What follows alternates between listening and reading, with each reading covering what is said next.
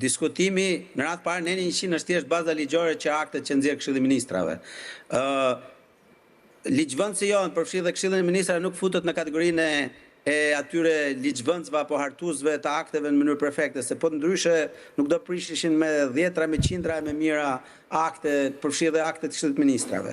Ajo mund të jetë një gabim, mund të jetë edhe qëllimshme që është ushqyer mbi bazën e mendimit pikërisht të kundër që është trajtuar këtë ditë, por që për mua duhet kemi parasysh që të diskutosh këtë është diskutosh të padiskutueshme. Si, edhe një herë më fal, zoti Daci se më bëri përshtypje kjo. Ju çfarë mund të jetë bërë në mënyrë të qëllimshme për të ushqyer mendimin e kundërt të këtyre ditëve se kuptova? Atëherë, ky mendimi se nuk kemi përpara një shkarkimi sipas kushtetutës, por sipas ligjit, e përrjedhoi se është kompetente gjykata kushtetuese etj. etj. Është një diskutim krejt mediokër në aspektin kushtetues për dikë që me të vërtet është i thelluar në drejtën kushtetuese. Pastaj, po tifo, po unë kam kryq me popullin atje dhe japim zgjidhje. Është vendimi i qeverisë që presupozohet se kryeministri ka dhe shqiptarët më të mirë juridik. Që do të thotë, një mund të jetë e qëllimshme, pikërisht në vrazhdën e këtij diskutimi për të rritur paqartësinë dhe pasigurinë juridike dhe ndoshta për të shpresuar që gjykata kushtetuese do luajë mendsh, sepse për mua të pranosh të gjë thjesht do duhet të thuash që unë s'kam lidhje me drejtën kushtetuese dhe hajde po e bëj sepse duhet më e bë. Më besoni, kjo nuk hyn tek ato rastet ku ka madje edhe shumë debat.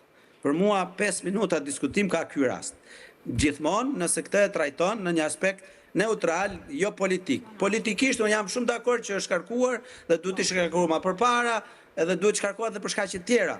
Por juridikisht është një gjë tjetër. Nëse ne flasim pa ngarkesa dhe pa orekse, pra nuk betohemi përpara të libri i partisë, por i referohemi akteve themelore të një shteti normal, kushtetutën rasti konkret, besoj që gjithë mendimet do të ishin të njëjta.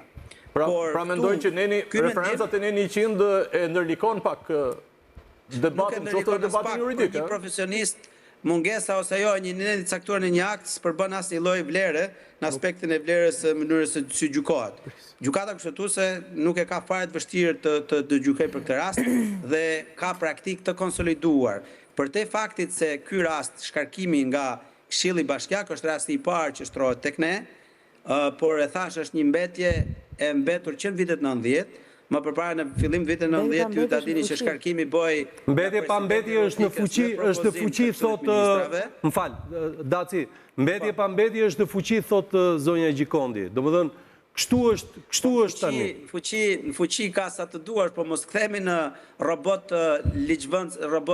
ligjor, sepse rasti konkret mund të ketë sa të dush çuditëra, por kushtetuta është mbi të gjitha.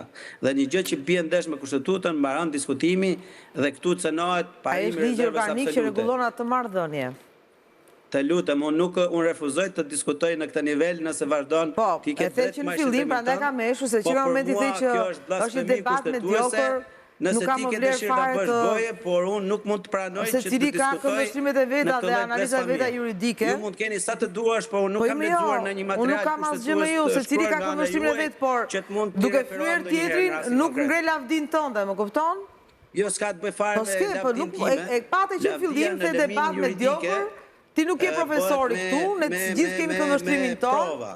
Se cili ka këndvështrimin e vetë, ti e di që ligji është dhe interpretim, si dhe doktorët ka se cili këndvështrimin e vetë për një smundje caktuar, edhe kurën e caktuar. Daci, Gjikon, vetëm, atere, që ta kuptojmë, ti po thuaj që në logjik të ftohtë, Zoti Velia vazhdon të jetë kryetari i Bashkisë Tiranës në këtë moment. Është kryetari i Bashkisë deri kur të votohet fletore zyrtare vendimi. Deri kur në qoftë se ata e votojnë fletore zyrtare? Mund ta votojnë nesër. Jo, vendimi i gjykatës kushtetuese po flas. Vendimi i gjykatës kushtetuese. Nuk do ta pranoj ankimin, vendimi ka hyrë në fuqi në momentin kur votohet fletore zyrtare. Nëse e pranon ankimin, ka qenë se s'ka ekzistuar ndonjëherë. Por mund kemi edhe një situatë që për mua nuk do ishte normale. Në këtë moment, nëse do ndaheshin votat 4-4, do quhej erxuar pa vendim. Por që gjykata Evropiane e Drejtë Njerëzit ka vite që e kritikon Shqipërinë sepse kjo nuk ndodh në asnjë vend botës. E kuptoj. Sepse vota e kryetarit zakonisht bën dallimin. E kuptoj. Tani ajo çfarë po pyes, domethënë neve na intereson patjetër se si do të shkojë kjo histori në gjykatën kushtetuese, po na intereson edhe procesi politik nga ana tjetër. Po më thuaj që ky vendim i qeverisë tashmë është në mes të rrugës, ka mbetur në mes të bulevardit Dëshmorët e Kombit. Nga kryeministria nuk shkon dot në presidencë pa u shprehur gjykata kushtetuese. Kjo është ajo që po më thua. Ata mund ta çojnë presidencë, por presidenti nuk mund bëj asnjë lëvizje. Pastaj nëse duan ta bëjnë, kushtetuta nuk merret me çmenduri, kushtetuta merret me normalitet. Çdo avancim po thua në këtë drejtim është në shkelje. Është jo kushtetues. Është jo kushtetues. Është shkelje e pastër e kushtetues. Pas ka fol me Velien edhe kjo është pak a shumë si mos flas me zot Velia, s'kam fol asnjëherë me Qerallafi, edhe s'kam asnjë lloj interesi, po tjetër politikisht unë kur thash njëjtën gjë që është kryetar, thash pas kemi qenë bashkë, po nuk të pash atje.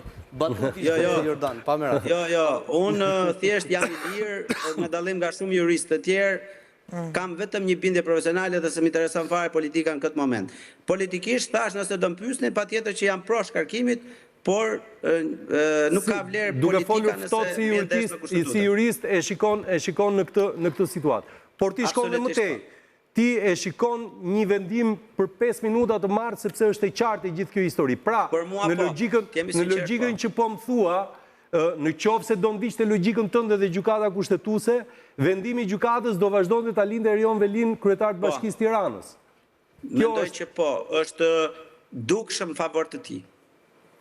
Është dukshëm favor të tij. Okej, Daci të falenderoj për këtë ndërhyrje që patë në emisionin tonë në 3D.